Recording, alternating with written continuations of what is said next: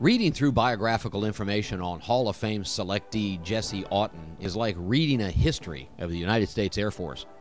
Promotions and commendations signed or approved by Army Air Force's general officers, including Hap Arnold. Assignments with organizations from early fighter groups to military air transport service to strategic air command. Flight time in aircraft as varied as the P-51, C-47, B-25, and F-84. His is Air Force and aviation history. So let's start at the beginning. Born in northern Kentucky on December 1, 1904, Jesse was the son of a stonemason. He attended Pioneer High School, now Pioneer Elementary, in Kenton County, and then Georgetown College, graduating with a Bachelor of Arts in Education and Math.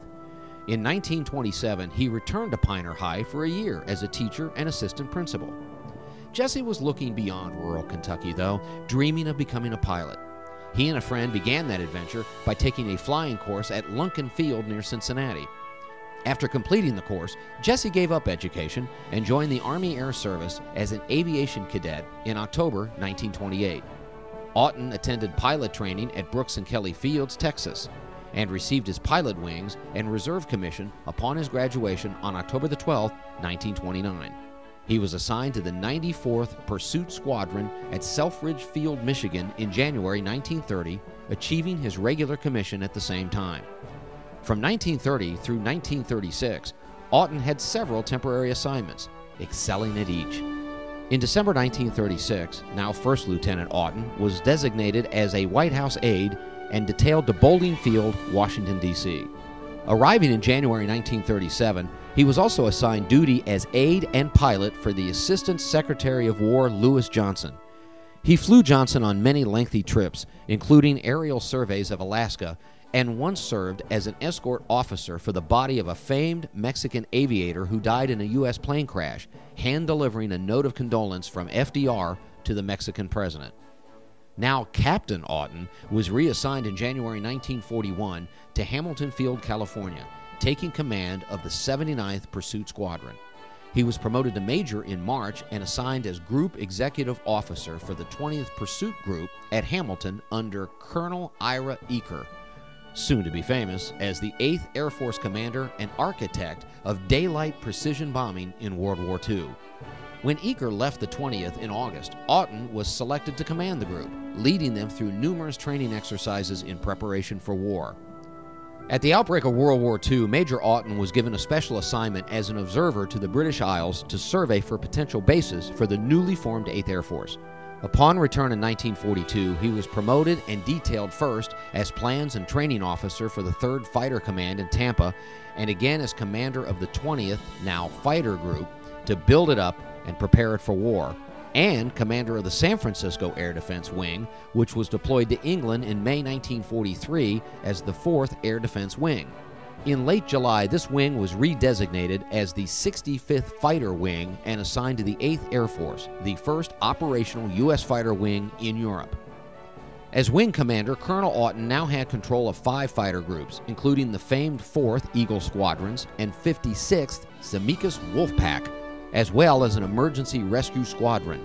He and his staff developed fighter command and control procedures and improved communications between fighters and the bombers they escorted, thus helping to protect the bomber formations during their flights to Germany.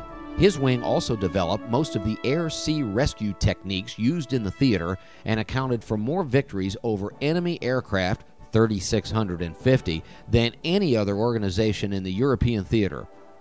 Promoted to Brigadier General by General Jimmy Doolittle in March 1944, General Auton was awarded many decorations for his European service, including the Air Medal, Bronze Star, Distinguished Flying Cross, and Legion of Merit. Following the war, General Auton, like many others, reverted to the rank of colonel and held a number of positions, including base command of Lowry and Williams Field. At Williams, he was instrumental in the flying training of Chinese aviation cadets and was awarded Chinese Air Force wings in appreciation of his valued service. Colonel Auton served as the Director of Operations for the Air Transport Command in 1947 and later as Director of Plans and Operation for the Military Air Transport Service. He commanded a deployed wing of C-54s during the Berlin airlift, personally flying 20 missions delivering coal to the embargoed city.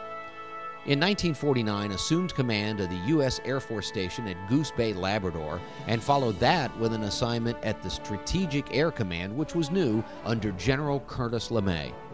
Deployed by LeMay to Korea in 1950 to assess air operations there, he flew combat missions in numerous aircraft types, including the F-84, and was awarded the Legion of Merit, 1st Oak Leaf Cluster, for his work with the fighter units there. Returning stateside, Auton was again promoted to Brigadier General in October 1951 and served as Chief of Fighter Operations at SAC headquarters. General Auton continued to fly various aircraft for the command, but on March 30, 1952, his plane lost an engine on approach to Offutt and crashed on a go-around. He and his co-pilot were killed, though his 4 passengers lived. He's buried at Arlington National Cemetery. Never married, General Auton's legacy lives on at his beloved Pioneer School, where, through a death bequest, he has helped fund several projects, including a new library which was named in his honor.